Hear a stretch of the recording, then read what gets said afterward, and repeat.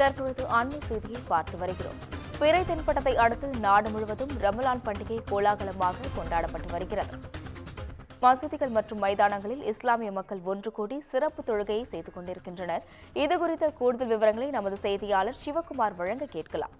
வணக்கம் சிவகுமார், உங்க விவரங்களை பதிவு செய்யலாம். இஸ்லாமிய நாட்காட்டி 9வது மாதமான ரமலான் மாதம் ஒவ்வொரு ஆண்டும் கடைபிடிக்கப்படுது.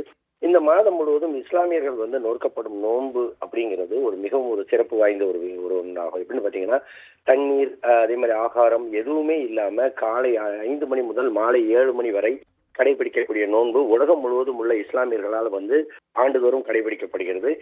அதாவது இஸ்லாமிய நம்பிக்கையின்படி அதை தோற்றுவித்த முகமது நபி என்பவர் முதலில் குரானை வெளிப்படுத்திய மாதத்தை நினைவு கூறும் விதமாகத்தான் இந்த நோன்பு ஆண்டுதோறும் கொண்டாடப்பட்டு வருது. ரமலான் நோன்பு அப்படிங்கிறது கண்டிப்பா நோக்கணும் அப்படிங்கிறது இஸ்லாத்துல கட்டாயமாக்கப்பட்டதுன்னு கூட சொல்லலாம்.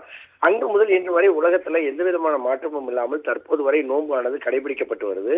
அதாவது இதனை அடுத்து உலகம் முழுவதும் உள்ள இஸ்லாமியர்கள் ஆண்டுதோறும் ரமலான் பண்டிகையை கொண்டாடி வருகின்றனர். நெல்லையிலோட பல்வேறு நெல்லையோட மாநகர் மற்றும் மாவட்ட பகுதிகளில் பல்வேறு சுற்றுவட்டார பகுதிகளான மேலப்பாளையம், அதே மாதிரி பத்தமடை உள்ளிட்ட பல்வேறு பகுதிகளில் ஆயிரக்கணக்கான இஸ்லாமியர்கள் குடியிருந்து வர்றாங்க. இந்த பகுதியில் பாத்தீங்கன்னா எப்போ இஸ்லாமியர்கள் நோட்டு வந்தன. இந்நிலையில நேற்று பிறை தென்பட்டதனை அடுத்து இன்று நாடு முழுவதும் ஆயிரக்கணக்கான இன்று ரமலான் பண்டிகை கொண்டாடிட்டு இருக்காங்க.